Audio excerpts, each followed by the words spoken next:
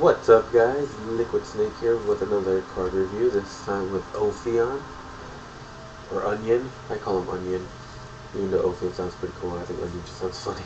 Evilswarm, Ophion, or Onion, whatever your preference is. He's a dragon, 2 level 4 Evilswarm monsters. People were asking, I remember at the local was like, what does it say? Why does it say Evilswarm? It's because it's implying for Steel Swarm and Evilswarm, so Evilswarm is the only thing common between those things. So Evilswarm means could go for Steel Swarm and Evilswarm. Just FYI, I can't talk. FYI for people that didn't know that. It's an XYZ Dragon 2 level 4 Evilswarm monsters. Well, this card has XYZ material, level 5 or higher monsters can be special summoned, so it's already an anti-meta card. Once per turn, you can attach one XYZ material from this card, add one infestation spell or trap from your deck to your hand. Wow, you could easily add. I should have kept that card on me. Infestation Pandemic card. Infestation Pandemic something. Magic and traps cannot be used against Evilswarm or they're unaffected. Evilswarms are unaffected by traps or spells that turn. Right now he's in dual terminal. He's obviously going to come out here in Arsenal 7. He's 2550 attack, 1650 defense, 50 more than Gungnir. He's a really good card in that deck. He's basically the heart of the deck. The deck isn't really meant to summon Ouroboros that much. It's more about Ophion because you want to lock down the big ass monsters you can't drag, you can't ignore anything that's above 5. They can still normal summon obviously. Of course the Monarchs are already killing this guy right here. Some of the Kaias is moved from play, it's fine. When you use this against decks like Monarchs, you can still summon their faders, you can still summon a lot of bunch of shit. Even though they run Trags and Gorges, I'm pretty sure they would still summon their faders instead. Decks that would probably have troubles against this would probably be Heroes, unless they run 3 Super Polys. You could easily Super Poly into Escudero. But I'm pretty sure they only run 2, they don't run that many, so when you get the third one out, you won't be able to do much afterwards. Another deck that this probably would have trouble against is a Junk Doppel because they summon out 5s and above, so we're basically screwed. Another thing about this deck, this guy too, when you use it in your own deck, because I use Starlight Road, if you can Starlight Road something, you can't summon a Stardust Dragon, so that kind of blows.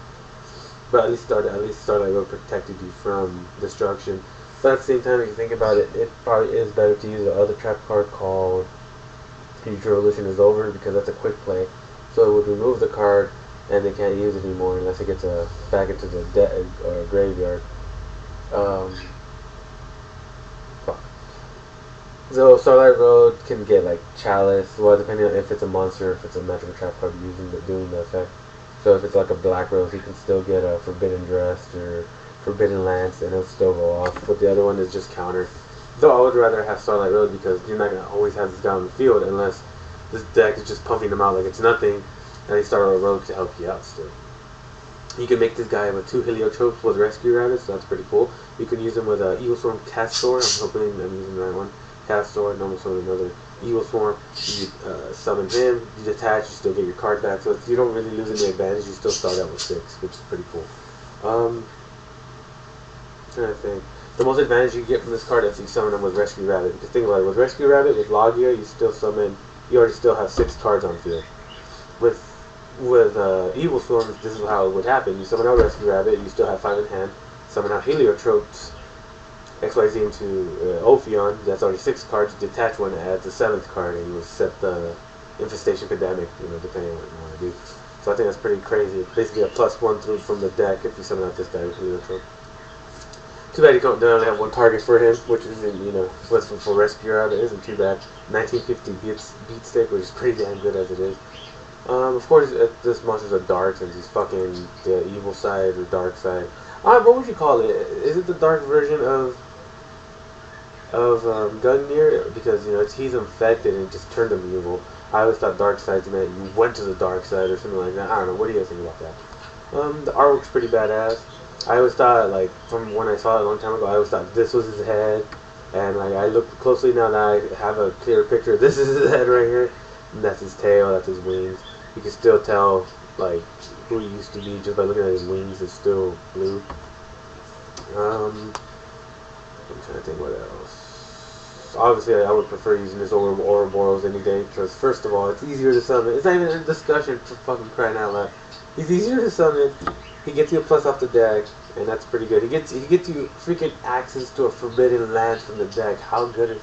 Ugh. You can't argue that, seriously, because Ouroboros, I think, is more of a situational type of thing. That's the reason why people are hyping it up a lot, but I think he's not going to be as good as people think he is. I don't know. That's what I think. That's another discussion. I already did Ouroboros and concentrate on this guy. I don't know. Just overall, this card has a badass name, badass artwork, badass effect. Can only be summoned by its own archetype, which is a good thing, because if it was summoned out by anything, that'd be kind of fucked up, and it wouldn't make any sense in the first place. And this card would actually be a lot better if it could only summon out with 2 dark monsters, but why though? This is meant for only Evilswarms. So, what do you guys think about Evilswarm Onion? Is he good? Is he bad? I obviously like him. Everything about him is cool. Like I said about the other Evilswarms, they all have badass pictures, badass names. I think they're all based on mythology. I forgot what type of mythology, Greek mythology, or who the hell knows. I looked it up earlier and I already forgot. But it's cool because when you look up his name, you can actually see a lot of other names that they use for the archetype and other archetypes, or whatever they are. So what do you guys think? Tell me what you think down below. Please take care, guys, and I'll see you guys around. Sorry about the Evilswarm video. I had that up since last night, but I forgot to make it public because I didn't have a picture for it or a description. So, alright, take care, guys. See you later.